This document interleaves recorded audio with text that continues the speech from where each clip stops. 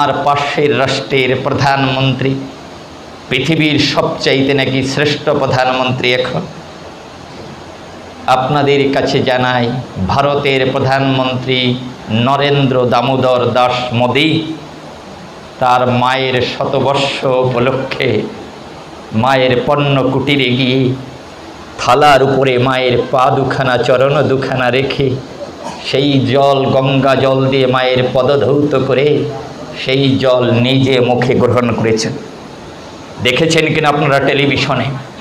আজকে ভারতের মতো একটা দেশের প্রধানমন্ত্রী আজকে মায়ের চরণ ধোয়া জল খেয়ে দেখালেন, এর থেকে বড় গঙ্গা আর পৃথিবীতে হতে পারে না। এখন দেখছেন হিন্দু মিডিয়া চ্যানেলটি, সাবস্ক্রাইব করুন। উনি যা করায় আমি তাই করি, উনি যা বলায় আমি তাই বলি। অপূর্ব অপূর্ব কথা। এই কথাটাকে সত্য প্রতীয়মান করার তরে আমার এই কথা দুটো আপনাদের শ্রবণ করতে হবে। যখন আপনাদের আছে জানা, যখন মহিরাবণ বধ হয়, মহিরাবণ রাম লক্ষ্মণকে চুরি করে রেখেছে গড়ের ভিতরে, আপনার সেইখানে গিয়ে খুঁজতে খুঁজতে হনুমান পেয়েছে দর্শন। দরজায় কেতু পাহারায় ছিল, ওই কেতুকে মেরে মাটির মধ্যে পুঁতে রেখে হনুমান কেতু রূপ ধারণ করে পাহারায় রত রয়। মহিরাবণের বাড়ির আঙিনায় গড়ের দরজায় হনুমান কেতু সেজেছে। ভোরবেলা প্রত্যুষে এসে মহারাজ বলেছে ডেকে, মহিরাবণ বলেছে ডেকে, ও কেতু, বলে মহারাজ আজকে বড় পুণ্য দিবস, আজকে আপনার বলি হবে, আজকে আপনার বলি হবে। মহিরাবণ বলেছে, ও কেতু, এ কি বলতেছ? আমার বলি হবে কেন? বলি তো হবে রাম লক্ষ্মণের। বলে না না, রাম লক্ষ্মণের বলি হবে না, বলি তো আপনার। বলেছে আমার বলি? বলে হ্যাঁ আপনার বলি। বলে কি কারণে? বলে এই ঘর কার? কয় আমার। কয় এই বাড়ি কার? কয় আমার। কয় এই জমিদারি কার? কয় সব আমার। দারাপুত্র পরিবার সব কার? কয় সব আমার। এই যে যা দেখা যায় সব কিছু কার? কয় সব আমার। কয় মহারাজ সব কিছু যদি আপনার হয় তা বলিটা কি রাম লক্ষ্মণের হয় নাকি? সব আপনার, বলিটাও আপনার হবে। আর সব যদি প্রভুর হয় তাহলে বলিটাও তো প্রভুর হয়। আপনি বলতেছেন প্রভু যা বলায় তাই বলি, প্রভু যা করায় তাই করি। বলেন, বুকে হাত দিয়ে বলেন, সাধু গুরু বৈষ্ণবজন যারা বসে আছেন আপনাদের হাড়ে হাত দিয়ে বলেন, এই পৃথিবীতে আসার পরে একটা টাকা কাউকে ফাঁকি দিয়েছেন, একটা মিথ্যা কথা বলেছেন, আপনার বিবেক আপনাকে বলেনি যে কাজটা ভালো করলি না? বলেনি? একটা গালি দিয়েছেন, আপনার বিবেক আপনাকে দংশন করেনি? রাতের অন্ধকারে অমাবস্যা তিথি ধরে যখন গভীর অন্ধকার পৃথিবী যখন হয়েছে আপনার অসাড়, সেই সময়ে পরদারে গমন করতেছেন, আপনার বিবেক আপনাকে লক্ষবার বলেছে ভালো করলি না, ভালো করলি না, ফিরে আয়, ফিরে আয়, ফিরে আয়। আপনি সেই সময়ে ভগবানকে দূরে ঠেলে ফেলে দিয়েছেন। ভগবান নেই বিশ্বাস করি না থাকে, বারবার আপনি ভগবানকে মনমন্দিরে অস্বীকার করেছেন। কেন? বাবা সামনে থাকলে পারে কখনো খারাপ কথা বলা যাবে না বিধায় বাবাকে সরিয়ে রেখে গিয়ে ঘরের আবডালে গিয়ে খারাপ কথা বলতে হয়। ঠিক তেমনি বিশ্বপিতা থাকলে পারে খারাপ কাজ করা যাবে না বিধায় বিশ্বপিতাকে সরিয়ে দিয়ে বা বিশ্বপিতাকে মেরে দিয়ে তারপরে পরনারীতে গমন করতে হয়। আপনার বিবেক আপনাকে বলেন তো? একটু আগে দিয়ে বললেন ভগবান যা বলায় তাই বলি, যা করায় তাই করি। গীতার পাতায় ভগবান বলেছেন ডেকে, আমি প্রত্যেকের মধ্যে বিবেক রূপে আছি বর্তমান। বলেছে কিনা? বলেন। গীতায় বলেছে বিবেকের কাছে যদি প্রশ্ন করো তুমি পাবে তার সেই পথেরই সন্ধান। আর বিবেক যদি তোমাকে কোনো কাজ করতে বারণ করে সেই পথে গিয়েও না নরকের পথ হবে দর্শন। বলেছেন? একটু আগে দিয়ে বললে যে আমার ভগবান যা কয় তাই শুনি, ভগবান যাই বলাই তাই বলি। হ্যাঁ, এই মিথ্যা কথা কেন বলবেন? কেন বলবেন মিথ্যা কথা? হ্যাঁ, মিথ্যা কথা বলা পাপ না? পাপ।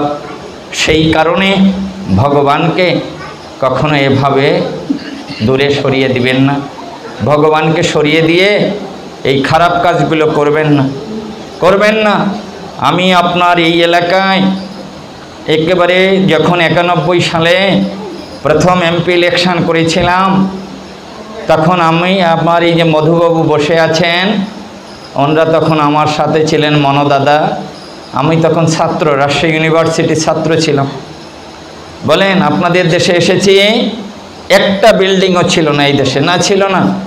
আপনাদের এই মন্দির টন্দির যা হয়েছে তার অনেক পরে হয়েছে। আপনাদের কলেজেও তখন টিন শেড ঘর ছিল। এই দেশে বিল্ডিং খুব কম ছিল, খুব কম।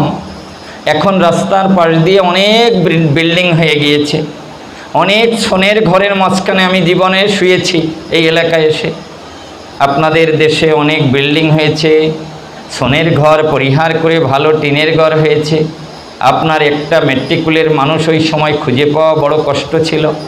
এখন প্রত্যেক ঘরে ঘরে এমএ পাস, বিএ পাস, আপনার হাজারে হাজারে।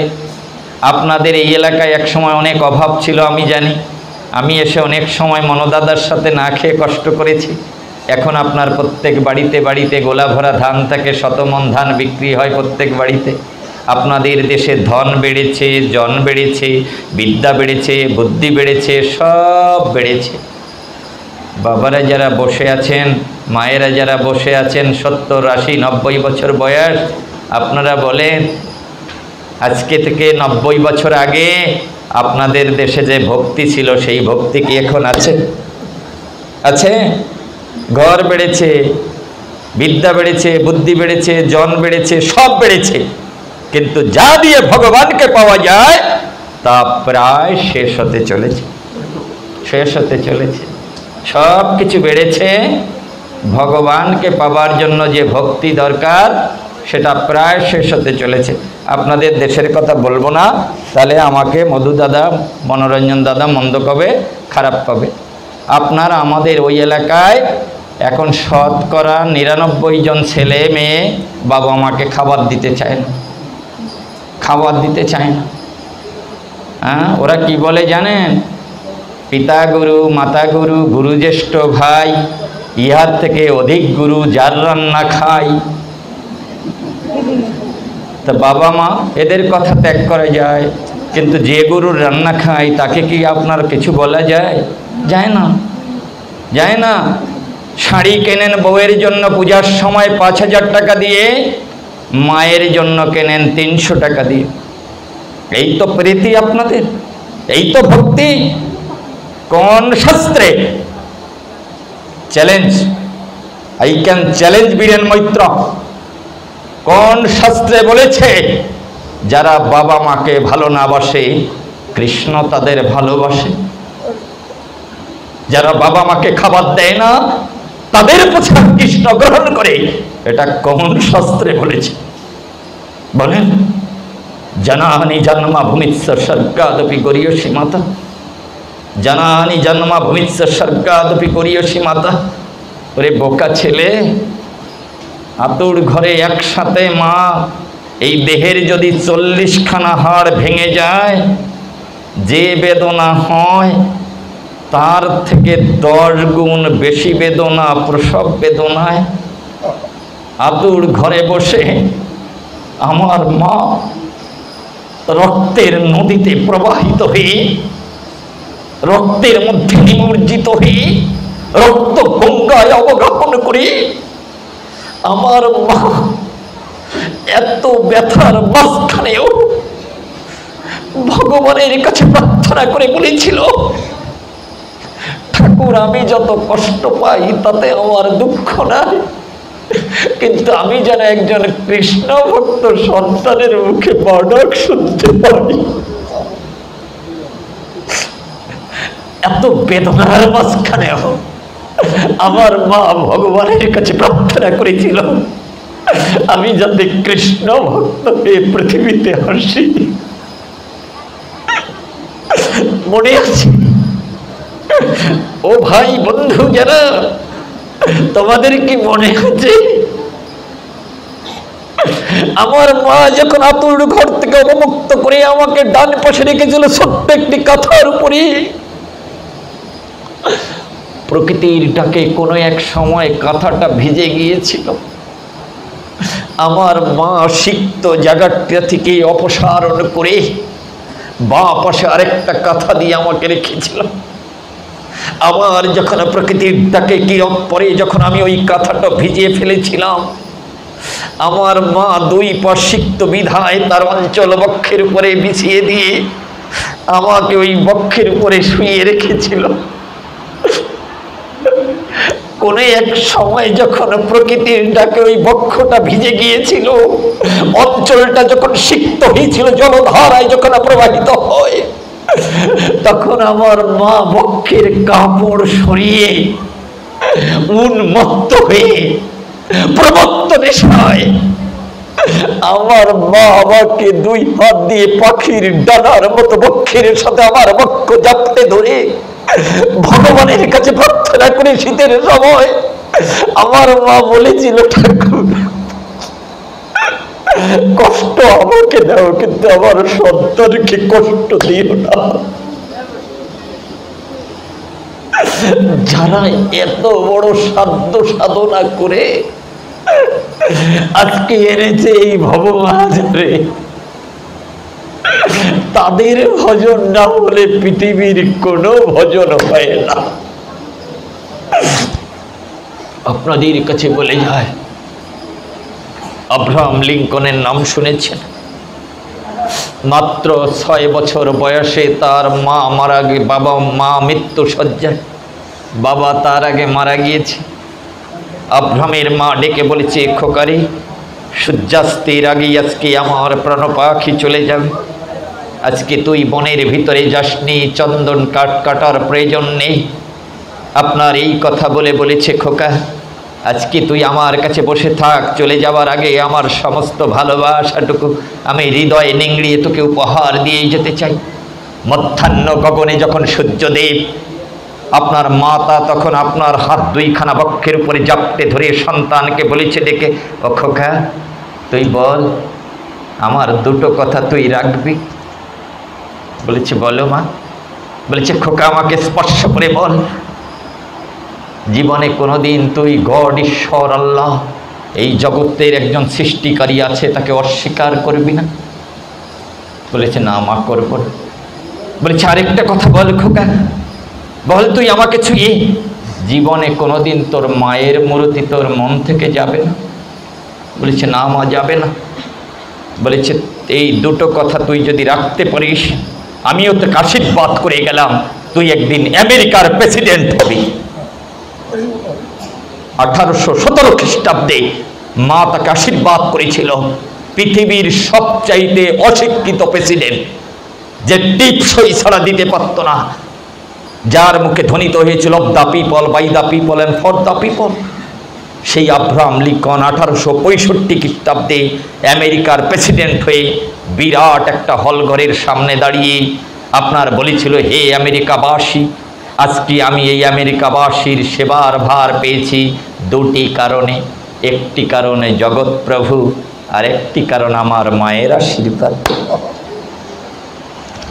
আমি জানি না এখানকার ভাই বোনেরা দেখেছেন কিনা, মাত্র কয়েকদিন আগে আমার পাশের রাষ্ট্রের প্রধানমন্ত্রী, পৃথিবীর সবচাইতে নাকি শ্রেষ্ঠ প্রধানমন্ত্রী এখন, আপনাদের কাছে জানাই, ভারতের প্রধানমন্ত্রী নরেন্দ্র দামোদর দাস মোদী তার মায়ের শতবর্ষ উপলক্ষে মায়ের পণ্য কুটিরে গিয়ে থালার উপরে মায়ের পা দুখানা, চরণ দুখানা রেখে সেই জল, গঙ্গা জল দিয়ে মায়ের পদধৌত করে সেই জল নিজে মুখে গ্রহণ করেছেন। দেখেছেন কিনা আপনারা টেলিভিশনে? আজকে ভারতের মতো একটা দেশের প্রধানমন্ত্রী আজকে মায়ের চরণ ধোয়া জল খেয়ে দেখালেন, এর থেকে বড় গঙ্গা আর পৃথিবীতে হতে পারে না। না, তাহলে আপনাদের কাছে শুধাই, যারা বাবা মাকে ভালোবাসেন না, বাবা মাকে খেতে দেন না, বাবা মার আদেশ শোনেন না, তারা কৃষ্ণ কথা শুনলেও কোনো কাজ হবে না। না, এমন কোনো কৃষ্ণ নেই যে আপনাকে কৃপা করতে পারে। শাস্ত্র থেকে বলতে পারি আপনাদের কাছে, তপন মিশ্রের পুত্র ভট্ট রঘুনন্দন গোস্বামীকে চৈতন্য মহাপ্রভু তার গলার কণ্ঠমালা খুলে দিয়ে বলেছিলেন, যাও, আমার আশীর্বাদ তোমার পথের পথ হবে, বাড়িতে গিয়ে বাবা মার ভজন করো, বাবা মার বড় ভজন থেকে বড় ভজন পৃথিবীতে নেই। যার দোহাই দেন বৈষ্ণবগণ, সেই চৈতন্য মহাপ্রভু বলেছে স্বরূপ দামোদরকে, যাহা কিছু কৃষ্ণ ভক্তি সম্পত্তি আমার, জননী প্রসাদে সব দ্বিধা নাহি তার। আমি যাহা কিছু সাধনা করে কৃষ্ণ ভক্তি পেয়েছি, তাতে মায়ের হাতের প্রসাদে আমার গ্রহণে কোনো আপত্তি নাই। সন্ন্যাস ধর্ম নিয়ে আবার ফিরে এসেছিলেন বাড়ির আঙিনায় মায়ের হাতের প্রসাদ পাবার তরে। আর তার দীক্ষা নিয়ে আপনারা বলতেছেন আমাদের কাছে দীক্ষা নিলে মায়ের হাতের প্রসাদও খাওয়া যাবে না।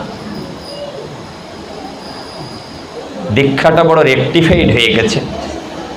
হ্যাঁ, আপনাদের কাছে জানাই, আমি বীরেন মৈত্র, আমি মনে করি এই জগতে বাবা মা সন্তানকে পথ না দেখালে পৃথিবীর কেউ দেখাতে পারে না। আপনারা বলেন, যারা বলেন মালা জপে ভগবানকে পাওয়া যায় কিনা, মালা জপার প্রয়োজন আছে কিনা, তাদের কাছে বলি, ছোট সময় মনে আছে যখন একটুখানি ছিলাম ল্যাংটা অবস্থায়, তখন মা করেছিল কে, একটু কড়ার কালি এনে একটা কাচের পাত্র দতে ভরে গুলে একটা কঞ্চি দিয়ে কলম বানিয়ে আর একটা ছালার চট নিয়ে মা করেছে কি, নিয়ে গিয়েছে কোথায়, ওই গুরুগৃহে পাঠশালায় নিয়ে গিয়েছে। মা এক কোলে আমাকে ধরেছে, আর এক কোলে দত পাতা কালি ধরেছে ছালার চট সহ নিয়ে বসিয়েছে। বসাবার পরে মা হাতে ধরে একটা খাড়া তাল পাতার উপরে ক থেকে ক্ষীয় পর্যন্ত ছিল অঙ্কিত। মা আপনার ওই কলম দিয়ে কালি ভরিয়ে আপনার নিজের হাতে ঘুরিয়েছে। জীবন চলার পথে ভক্তির পথ অতিক্রান্ত করতে মাতৃশক্তির বাইরে কোনো শক্তি নেই। মা আপনার কলম ধরে ঘুরিয়ে ঘুরিয়ে কয়ের উপর দিয়ে ঘুরিয়ে ঘুরিয়ে আমাকে বলেছে, খোকারে, এই জীবন চলার পথে পাথেও জোগাড় করতে হলে এই ক লেখা তোকে শিখতে হবে। এটা আদি অক্ষর কয়। এই কয়ের ভিতরে লিখতে লিখতে এক সময় কৃষ্ণের উদয় হয়। তুই যদি ক লেখা না শিখিস তাহলে তো কৃষ্ণ হবে না হৃদ মন্দিরে উদয়। আমার মা আমাকে ক লেখা শিখিয়েছিল যাতে আমি ক কে স্মরণ করে কৃষ্ণ প্রেম লাভ করতে পারি হৃদয় মন্দিরে বিদয়। আমার মা নিজের হাতে কয়ের উপর দিয়ে ঘুরিয়েছে, এমনি করে আমাকে আপনার ঘুরিয়ে ঘুরিয়ে ক থেকে ক্ষীয় পর্যন্ত লেখা শিখিয়েছে। আমার মা দতের কালি দিয়ে ক্ষীয় খ পর্যন্ত যখন লিখেছে তখন আমাকে বলেছে, খোকারে, জীবন যুদ্ধে প্রেম প্রীতির বন্ধনে আবদ্ধ হয়ে ভগবত প্রাপ্তির আশায় অনন্ত সাগর পাড়ি দিতে হলে পরে এই ক লিখে ক্ষীয় পর্যন্ত যেতে হয়। যার জীবনে ক লিখতে লিখতে ক্ষীয় খ পর্যন্ত পৌঁছায় তার জীবনে কৃষ্ণ তাকে ক্ষমা করে। ক্ষমা না করলে পরে কৃষ্ণ প্রেম পাওয়া যায় না। এই ক্ষমা লিখতে হলে ক্ষীয় খ লাগে। এই জন্য কৃষ্ণ প্রেম পেয়ে তার পথে যেতে হলে কৃষ্ণ যদি ক্ষমা না করে তাহলে ভক্তির হয় না উদয়। সেই কারণে ক থেকে ক্ষীয় পর্যন্ত লেখা শিখিয়েছে আমার মা, ভক্তির সুতায় বেঁধে আমাকে ভগবানের কাছে পৌঁছে দেবার বাসনায়। আমি লিখতে লিখতে কোনো এক সময় মা ঘুরাতে ঘুরাতে আপনার ওই লেখা অক্ষরগুলোর উপরে, খাড়া অক্ষরগুলোর উপরে লিখতে লিখতে কোনো এক সময় হৃদ মন্দিরে যখন আমার অঙ্কিত হয়েছে অক্ষরগুলো, এক সময় আমি আর আমার খাড়া পাতা লেখা লাগে না।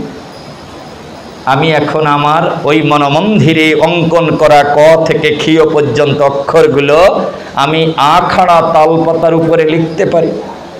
আমি যত সময় খাড়া আখাড়া লিখতে পারিনি তত সময় আমার খাড়ার উপরে ঘোরাতে হয়েছে। যেই খাড়া লেখা আমার অভ্যাস হয়ে গেল, আখড়া লিখতে পারি হৃদমন্দিরে যখন অক্ষরগুলো প্রতীয়মান হয়, এক সময় খাড়া পাতা ছেড়ে দিয়ে আখড়া লেখা শিখে গিয়েছি। এই গ্রন্থি জপে জপে ভিতরের গ্রন্থি ঠিক করতে হয়। 21,624 বার শ্বাস যায়। এই নামের সাথে প্রেমের বন্ধন, জীবের সাথে পরমাত্মার বন্ধন, জীবাত্মার সাথে পরমাত্মার বন্ধন যখন আপনার আখড়া হয়ে যায়, আর খাড়া লাগে না, হৃদ মন্দিরে চোখ বুঝলে পারে হৃদ মন্দিরে রাধা কৃষ্ণের যুগল হয়, তখন আর মালা জপা লাগে না, ওই শ্বাসের সাথে সাথে অজপা নাম জপা হয়ে যায়। যে কয়দিন না পারা যায় সেই কয়দিন এই গ্রন্থি জপে জপে ওই গ্রন্থি ঠিক করতে হয়। সেই কারণে আর যদি কেউ বলেন আমি না জপেই তো ভগবানকে লাভ করতে পারি, তাহলে তার একটু চরণের ধুলি পাঠিয়ে দিবেন, আমি মাথায় করে নিয়ে যাব, কোনো অসুবিধা নেই। ভগবানকে আপনার অভ্যাসের যোগের মধ্য দিয়ে সাধনা করতে, অভ্যাস যোগ।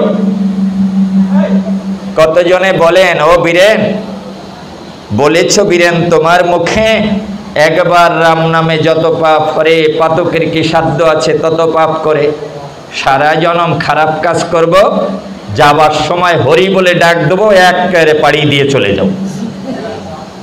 সারা জনম যদি খারাপ কাজ করেন তাহলে যাবার সময় হরি বলা যাবে? ও বাবা, যাবে নাকি? যাবে না। না, এই কারণে যোগ অভ্যাস করেন, যোগ অভ্যাস করেন। কিভাবে যোগ অভ্যাস করবেন আপনাদের কাছে শুধাই। আপনাদের বাড়িতে যদি একটা বড় গাভী থাকে, বিদেশি জার্সি গাভী থাকে, চলেন আমরা 100 জনে উঁচু করতে পারবো না, চেষ্টা করে দেখেন, 100 জনে উঁচু করা যাবে না ওই গাভীটাকে। কিন্তু ওই গাভীটা যেদিন একটা বাচ্চা দেবে, একটা বৎস দেবে, একটা বাছুর দেবে, আপনি ওই ছোট্ট বাছুরটাকে মায়ের কোল থেকে এনে আপনার উঁচু করতে থাকেন। সকালে একবার, বিকালে একবার, সকালে একবার, বিকালে একবার, নিত্য উঁচু করতে থাকেন। এই নিত্য ভর্জা করতে করতে কোন এক সময় আপনার মনেরও জানতে ওই বাছুরটা গাভী থেকে বড় হয়ে যাবে, তারপর ওকে নিত্য উঁচু করার কারণে আপনি উঁচু করতে পারতেছেন। একেই অভ্যাস যোগ কয়। ভগবান এত বড়, ওকে উঁচু করা যাবে না, সেই কারণে ছোট্ট ভগবানকে আগে আপনি উঁচু করেন। এই যে ছোট্ট ভগবানরা বসে রয়েছে সামনে, এদের সেবায় রত হন, এদের সেবায় রত হন। আপনি দেখবেন এদের সেবা করতে করতে কোনো এক সময় বড় ভগবানকে উঁচু করা শিখে গিয়েছে। আর যদি মনে করেন অভ্যাস যোগ করব না, তাহলে আপনার ভগবানকে আর পাওয়া যাবে না। আমি ভগবানকে ধরার একটা কৌশল আপনাদের শিখিয়ে যাই, আমি পারিনি এখনো। আপনারা যদি কেউ পারেন না, তাহলে আমি তার পায়ে প্রণতি জানাবো। ভগবানকে ধরার কৌশল, এখানে ছোট্ট একটা কৌশল শিখিয়ে দেব আপনাদের, আপনারা ধরে ফেলবেন বাড়িতে গিয়ে। আপনাদের বাড়িতে দেখছেন ইঁদুরের যখন উপদ্রব হয়, তখন আপনার অনেক ওষুধ, ট্যাবলেট, ক্যাপসুল দিয়েছেন, গ্যাসের ট্যাবলেট দিয়েছেন, কোনো কিছুতে ইঁদুর আপনি মারতে পারতেছেন না। আপনি বাড়িতে একটা কাজ করেন, ইঁদুর সবচাইতে যে খাবারটা বেশি পছন্দ করে সেই খাবারটা বড় একটা হাঁড়ির মধ্যে ভরেন, ভরে একেবারে কোঠার উপরে অর্থাৎ ঘরের মাঝখানে, ঘরের মধ্যে রেখে দেন। এত গন্ধওয়ালা খাবার চতুর্দিকে হয়েছে একেবারে ময়ময়। আপনি দেখবেন কোনো এক সময় ওই ইঁদুর ওই হাঁড়ির চারপাশ দিয়ে দৌড়াতে থাকবে, দৌড়াতে দৌড়াতে কোনো এক সময় যখন লাফালাফি করে হাঁড়ির ভিতরে ঢুকতে পারবে না, তখন ও আপনার উঁচুতে উঠবে, টেবিলে উঠবে, কারে উঠবে, আপনার মশারিতে উঠবে, উঠে আপনার লাফ দিবে। লাফ দিয়ে ওই হাঁড়ির মধ্যে পড়তে চেষ্টা করবে। যখন আপনার ওই ইঁদুর খাবারের লোভে পাগল হয়ে হাঁড়ির ভিতরে পড়বে, আপনি যদি একটা সরা দিয়ে ঢেকে দেন, আপনার ওই পাতিলের ভিতরে গড়গড় গড়গড় করবে, আর বেরিয়ে যেতে পারবে। ঠিক তেমনি আমাদের কৃষ্ণ নামক ইঁদুর ভগবান, ও যে খাবার পছন্দ করে আপনি সেই খাবারটা আপনার এই মাটির হাঁড়িতে ভরে রাখেন। যে খাবারটা পছন্দ করে বৈকুণ্ঠ থেকে খাবারের বাসনায় ওই বৈকুণ্ঠ নামক টেবিল থেকে লাফ দিয়ে পড়বে আপনার দেহ মন্দিরের গায়ে। যখন এই মন্দিরে ওই খাবারের লোভে পড়বে তখন ভক্তির সরা দিয়ে ওকে ঢেকে দেন, সারা যেমন হৃদ মন্দিরে গড়গড় করবে, বেরিয়ে যাবেন। এটা হনুমান করেছিল না? হনুমানের হৃদ মন্দিরে ভগবান গড়াগড়ি যায়, বক্ষ চিরে দেখিয়েছিল আছে কিনা সীতা, রাম সীতা আমার মধ্যে দেখিয়েছিল। এমনি করে ভগবানকে ধরা যায়। একটু চেষ্টা করেন। আমি শুধু একটা কথা আপনাদের কাছে বলে, এই তো কেবলমাত্র নবদ্বীপ, তারপরে মায়াপুর থেকে আসলাম, আবার কয়েকদিন পরে চলে যাব, পাঠ আছে। আপনাদের কাছে বলি একটুখানি, যারা আমার মতো ভাই বোনেরা আছেন তাদের জন্য বাবারা যদি পারেন করবেন। একটা কথা শুধু শুধাতে চাই, সেটাই হলো আপনার জীবনের 99টি সমস্যা রোগ থেকে পরিত্রাণ পাবেন যদি আমার এই কথাটাকে বাস্তবে আনতে পারেন। দেখেন, এ দুটো আঙুল এভাবে ধরেন, এই দুটো আঙুল এভাবে ধরেন, ধরার পরে যোগাসনে বসেন, বসে হাঁটুর উপরে হাতখানা এভাবে টান করে রাখেন। প্রত্যেক দিন খালি পেটে ঘুমানোর আগে অথবা ঘুম থেকে ওঠার আগে যতবার পারেন অভ্যাস যোগ করেন। ও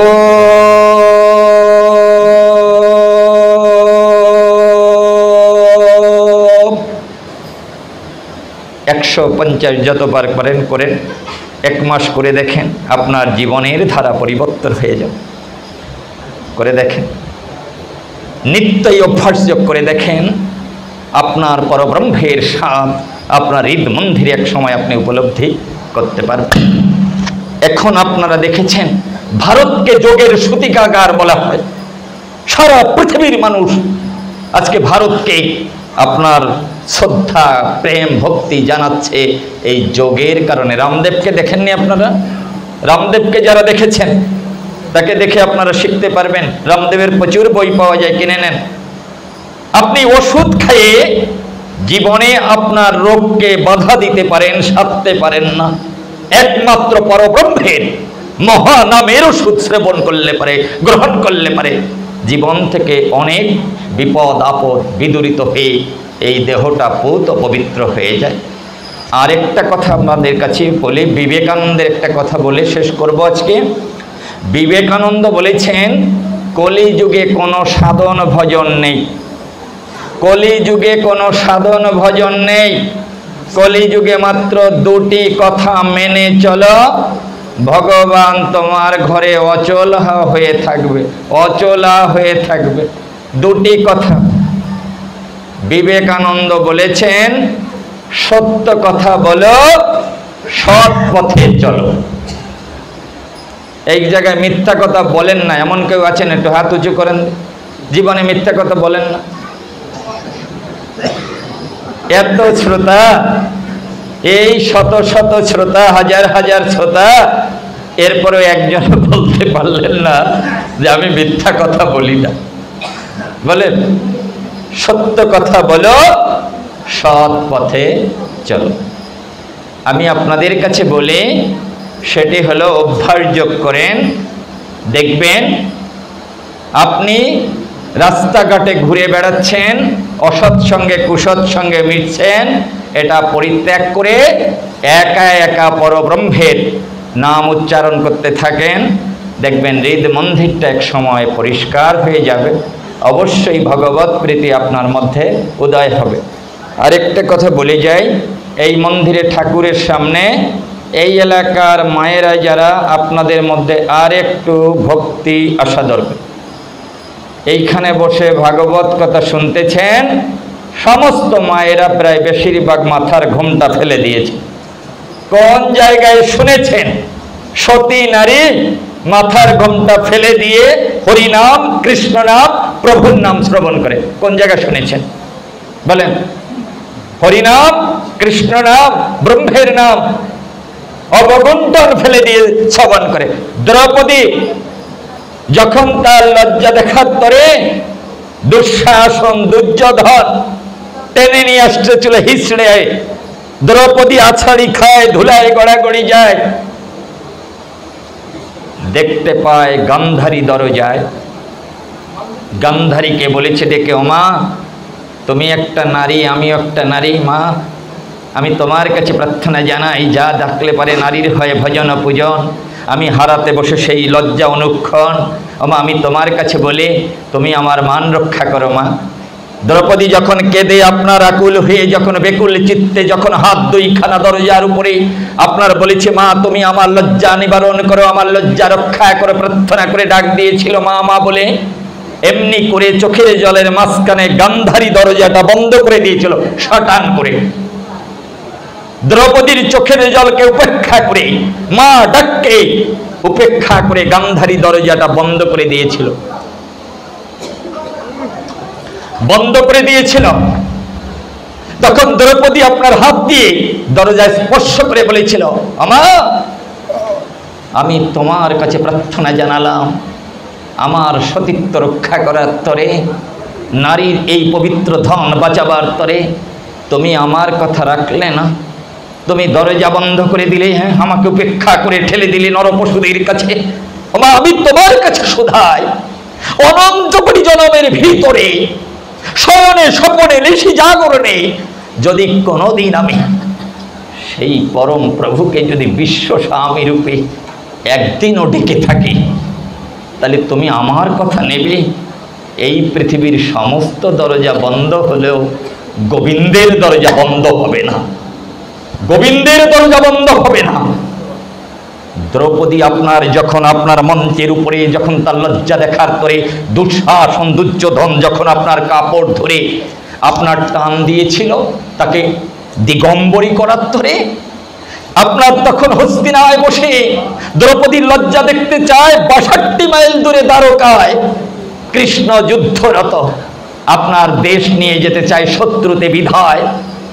দ্রৌপদী আপনার ডাক দিয়ে বলেছিল, হে কৃষ্ণ জনার্দন, হে প্রাণ গোবিন্দ, হে প্রাণ গোবিন্দ, হে প্রাণ গোবিন্দ। ডাক দিয়ে বলেছিল, একমাত্র তুমিও পারো আমার এই নারীর মান রক্ষা করতে। কৃষ্ণ দেখতে পায় যুদ্ধরত অবস্থায় শত্রুরা চারুদিকে বেড়ে ধরেছে, তার মাঝখানে কৃষ্ণ দেখতে পায় রথখানা মাটিতে নিমজ্জিত হয়ে যেতে চায়। তখন কৃষ্ণ ভাবতেছিল, এত অবদ্ধ টানে কে আমাকে টানে। তখন হাতের দিকে তাকিয়ে দেখতে পায় একটুখানি দক্ষিণ হস্তের অঙ্গুলি কেটে গিয়েছিল। দ্রৌপদী সেই রক্ত প্রশমিত করার পরে নিজের অঞ্চল ছিঁড়ে বেঁধে দিয়েছিল। ভগবান কৃষ্ণ হাতের দিকে তাকিয়ে বলেছে, দ্রৌপদী যাহা দিয়ে তুমি আমার করেছ ভজন পূজন, আমি তাহা দিয়েই রক্ষা করিব নারীর মান। আমি সব লাছড়ি কাল্লা এক ব্রহ্ম দ্বিতীয় নাস্তি, তুমি ছাড়া জগতে কেউ নেই। তুমি করেছিলে দান, তুমি এক লিখেছিলে হৃদবন্ধিরে, তার পাশে শূন্য বসিয়ে আমি অনন্ত করে দিয়েছি। হস্তিনা থেকে দ্বারকা 62 মাইল দূরে কৃষ্ণ হাত উঁচু করে কাপড় দান করতে লাগলো। শত ভাই টানতে টানতে ক্লান্ত শরীরে ধুলায় ধূসারিত হয়। কর্ণ, দ্রোণ, ভীষ্ম, রথী মহারথীরা দাঁড়িয়ে দাঁড়িয়ে দেখেছিল কোথা থেকে অলক্ষ্যে এসে দ্রৌপদীর পরনে কাপড় জড়ায়। পর্বত পরিমাণ হয়েছিল কাপড়, তারপরও দেখা গেল যে বস্ত্রটা পরিধানে ছিল সেই বস্ত্রটাই রয়ে যায়। কেন? বাবা মা পুণ্যের হাত দিয়ে যা আসে তা কখনো শূন্য হতে পারে না, পারে না। এই পুণ্যের প্রসাদে দ্রৌপদী ভগবানের আশীর্বাদ অবারিত ধারায় লাভ করেছিল। প্রমাণ করেছে দ্রৌপদী সারা পৃথিবীর 195টা রাষ্ট্রের সনাতনী মা বোনদের কাছে রেখে গেলেন তার স্মৃতি বিজড়িত ভক্তির প্রসাদ। বলে গেলেন বিশ্ববাসী মায়েদের, যে নারী তার সতীত্ব রক্ষা করে সেই নারীকে ভগবান সহযোগিতা করে, আর যে নারী তার সতীত্ব হারায় তার গর্ভে কখনো কৃষ্ণ ভক্ত সন্তান নয়। বলুন, আজকে দ্রৌপদী তার লজ্জা ঢাকার তরে প্রাণ গোবিন্দের কাছে পর্যন্ত ডেকেছিল। সবাই বসে প্রথমে ডেকেছিল কৃষ্ণ ভক্তদের, মাথা নত করেছিল দুঃশাসন দুর্যোধনের ভয়ে। এরপরে ডেকেছিল পঞ্চপাণ্ডবদের, হে স্বামীগণ, একমাত্র তোমারাই পারো আমার লজ্জা নিবারণ, তোমরা করো আমার নারীর লজ্জা নিবারণ। পঞ্চপাণ্ডবদের ভিতরে ভীম গর্জে উঠেছিল, গদা ধরতে যায়, অর্জুন ধনুর্বাণে টঙ্কার দিতে যায়। যুধিষ্ঠির বলেছিল, শোনো অর্জুন, শোনো ভীম, পৃথিবীতে সত্যের জন্য সব ত্যাগ করা যায়, কিন্তু কোনো কিছুর জন্য সত্যকে ত্যাগ করা যায় না, যায় না। আমি আপনাদের কাছে জানাই, সেই কারণে দ্রৌপদী সমস্ত কৃষ্ণ ভক্তদের থেকে বিমুখ হয়ে স্বামীদের কাছে সারান্ডার করে বলেছিল। স্বামীরা যখন মাথা নত করে দাঁড়িয়েছিল, তখন দ্রৌপদী চোখের জল ছেড়ে দিয়ে বলেছিল, এই জগতে কেউ কারো নয়, এই জগতে কেউ কারো নয়, 2-4 দিনের দেখাশোনা পথের পরিচয়।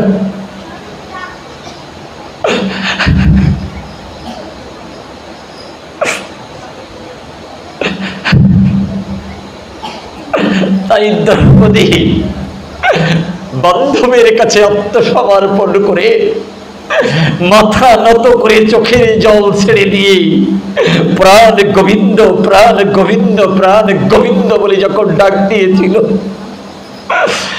আমার প্রভু আর থাকতে পারে না। বাবা মা ভাই বোনেরা, জীবনে অনেক কিছু ভাবা যায়, অনেক কিছু চিন্তার মাঝখানে আনা যায়, কিন্তু শেষ সম্বল একমাত্র গোবিন্দ, ভিন্ন কেউ নয়। তাই রবি ঠাকুর তার একটা গানের ছত্রে লিখে গেলেন, মৃত্যু যদি কাছে আনে তোমার অমৃতময় লোক, তবে তাই হোক। রবি ঠাকুর বলেছিলেন, হে ঠাকুর, আমি এই জীবনে প্রতিটি মানুষের সঙ্গে আমি তোমাকে পেয়েছি, স্পর্শ করেছি মনে হয়। আমি এই জগতে পেলাম প্রশান্তি, আর মরণের মধ্যে দিয়ে যদি ঠাকুর আমি তোমার জগতে তোমার চরণ পাই, হে ঠাকুর, আমার মরাই কোনো আপত্তি নাই। মরণ তবু মম শ্যাম সম, নিয়তি আমার প্রথম নায়িকা, তুমি যে দ্বিতীয়া। আমি নিয়তির কাছে আমি এইটুকু বলি যে তার মধ্যে আমাকে একদিন যেতেই হবে, পাড়ি দিয়ে তোমাকে ছেড়ে। তোমার ভালোবাসা আমার অনিত্য জীবনের একটি পরতে পরতে একটি ছবির মতো ভেসে রইল, কিন্তু আমার গোবিন্দের মূর্তি আমার নিত্য হৃদ বৃন্দাবনে থেকে গেল। নিয়তি আমার প্রথম নায়িকা, তুমি যে দ্বিতীয়া।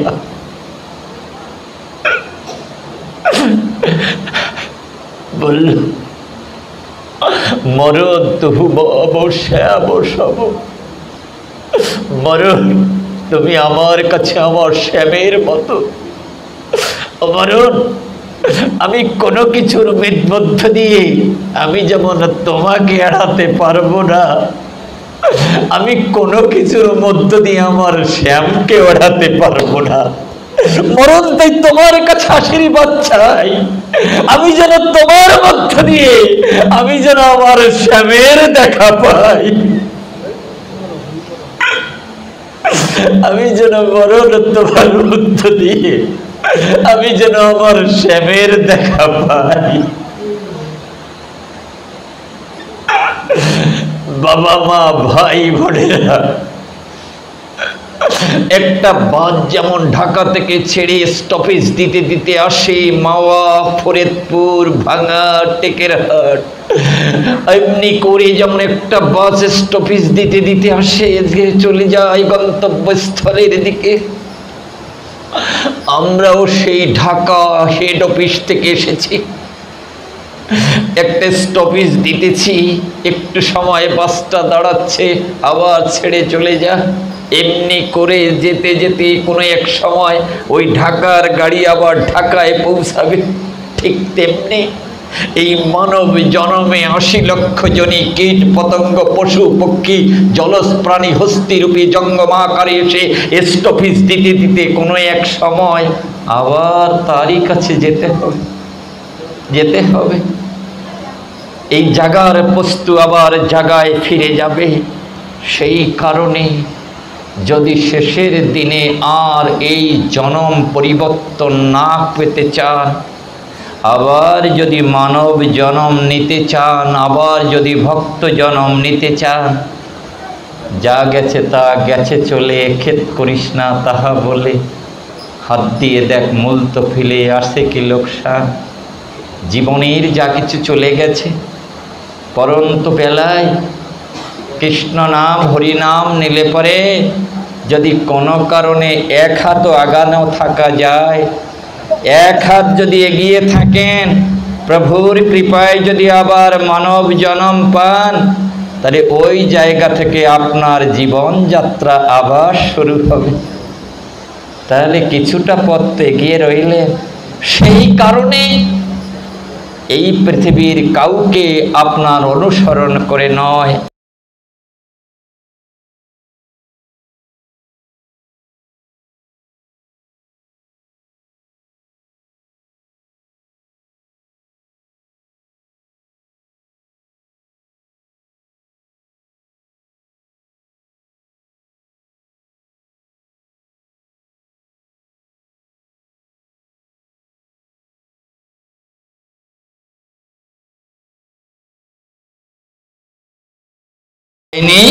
তারপরেও কবিতাটা আপনাদের একটু শোনাতে চাই, এখনো একবারও পড়তে পারিনি।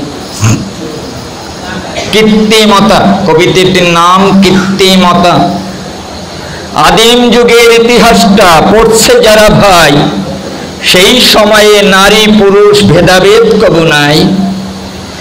কাঠ পাথরে অগ্নি জেলে সভ্যতা যে এলো, কাঁচা পচা না খেয়ে যে ঝলসে নিয়েছিল, ছাল বাকলে জড়িয়ে গা লজ্জা নিবারণে, লঘু গুরু মেনে তারা থাকত গহীন বনে। ঘর বাড়ি যে শূন্য হয়ে গাছ পাথরের গুহাতে, সুখে নিদ্রা যেত তারা রাত পোহাত হাসিতে। এ দেখি কোন সভ্য সমাজ, শিক্ষা শুনে পুন, মানুষ রূপে পশুর মতো অদ্ভুত তার গুণ। কোথায় গেল গুণের ধারা, কোথায় শিক্ষার আলো, এ থেকেও হাজার গুণে সে যুগ ছিল ভালো। সকল মানুষ করছে দাবি আমরা সবার আগে, জ্ঞান বিজ্ঞানে বিশ্ব মাঝে সবার পুরো ভাগে। কৃত্রিমতার অগ্রগতি সত্য বুঝি তাই, মান সম্মান প্রেম ভক্তি বিন্দু মাত্র নাই।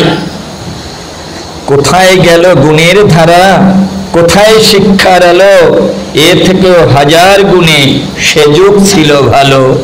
পোশাক আশাক বেশভূষণে দেখে চেনা দায়, কোনটা নারী কোনটা পুরুষ কোন পথে বাধায়। বাবা মা শ্বশুর ভাসুর বাড়ির সবাই ভিত্ত, চট থাবড়া লাথি গুতা চলছে যেন নিত্য। সৃষ্টি তোমার নয়ক মিথ্যা নয়ক জগৎপতি, সকল জীবে মানছে নিয়ম মানবের কোন ক্ষতি। ধ্বংস হবে পাপরাশি বিশ্ব হবে লয়, ভক্ত পাবে প্রভুর চরণ সত্যের হবে জয়। হরে কৃষ্ণ। বই রূপে আসলে আপনারা পাবেন। তো অনেক রাত হয়ে গিয়েছে, 10টা। তো অনেক ভালো লাগতেছে। আপনাদের কাছে মিনতি জানাবো, যারা এখানে বসে আছেন বাবা মা, পায়ে হাত দিয়ে অনুরোধ জানাই, আপনাদের সন্তানকে পারলে পারে প্রতিদিন একটা গীতার শ্লোক উচ্চারণ করতে অনুরোধ জানাই। জানাবেন আপনার ছেলে মেয়ে অভ্যাস যোগ করতে করতে একদিন গীতার 745টি শ্লোক তার হৃদ মন্দিরে উদয় হবে। আমি আপনাদের কাছে জানাই, প্রতিদিন মায়েরা বাবারা একটু স্নান করে পারলে পরে একটা গীতার শ্লোক বলবেন। যদি নাও পারেন তাহলে মাথা নত করে প্রাণ গোবিন্দের কাছে অন্তত বলবেন, ঠাকুর দিনান্তে কর্মের ভিতরে যদি তোমাকে ডাকতে না পারি তাহলে সকল অপরাধ ক্ষমা করে দিয়ে হে প্রাণ গোবিন্দ তুমি দিও তোমার ওই চরণের তলু। একবার বলল, দিনান্তে বলবেন। নিত্য হাজিরা না দিলে পারে ওই মাস্টারমশার খাতা থেকে নামটা বাদ পড়ে যায়, তেমনি প্রতিদিন একবার ভগবানের কাছে মাথা নত করে হাজিরা না দিলে বিশ্বপিতার খাতা থেকেও নামটা বাদ পড়েও যেতে পারে। সেই কারণে এই জীবের সাথে শিবের সম্পর্ক, আপনার জীবাত্মার সাথে পরমাত্মার সম্পর্ক, এই মানুষের সাথে পরম বান্ধবের সম্পর্ক রাখার তরে দিনান্তে হলো একবার অন্তত আপনারা প্রভুকে স্মরণ করবেন। এই প্রার্থনা রইল মাথা নত করে আপনাদের গোচরে। আমার জীবনের সবচেয়ে প্রিয় কবিতা বলে আপনাদের কাছ থেকে আজকের মতো এখানে বিদায় নিতে চাই। ভোরের পাখিরা বলিছে ডাকি জাগরে মানব কুল, কৃষ্ণ চরণ পাবার আশায় কত না ফুটেছে ফুল। সকালের ফুল বিকালে ঝরে তবু থাকে কত আশা, মানুষের মনে আছে কত প্রেম, আছে কত ভালোবাসা। এ জগতে আসা পরোপকারী, জীবেতে আত্মবলি, সেবার মাঝে সকল দিয়ে পরপারে যাব চলি। কর্মের মাঝে বাঁচে মানুষ কর্মেই মহিয়ান, সৎ চিন্তা সৎ কর্ম সেটাই মানব ধ্যান। রবি ঠাকুর আর রামকৃষ্ণ বিবেকানন্দ যত এনেছিল যা মানব পূজায় দিয়েছে ধূপের মতো। সাধন বেলা যাবে যে চলে ভাটির টানে মিশে, ওপারের ঘাটে যাবে না তরি দাঁড়ালে ভিখারি বেশে। বুঝিবে তখন ধুলা খেলা ছাড়া হয়নি কিছু যে আর, পরকে আপন ভেবেছ শুধু আপন ভেবেছ পর। সন্ধ্যা আসার বেশি দেরি নাই বলিছে সাজের পাখি, মিছা মায়ায় কাঁদিছ বসে ঝরিছে যে পোড়া আখি। আমার মতো পাপীকে দেখে তোমরা ভুলো না তারে, হরি হরি বলে মাতিয়ে রেখো হৃদয়ের পাখিটারে। বলো রাধা কৃষ্ণ হরি পরম।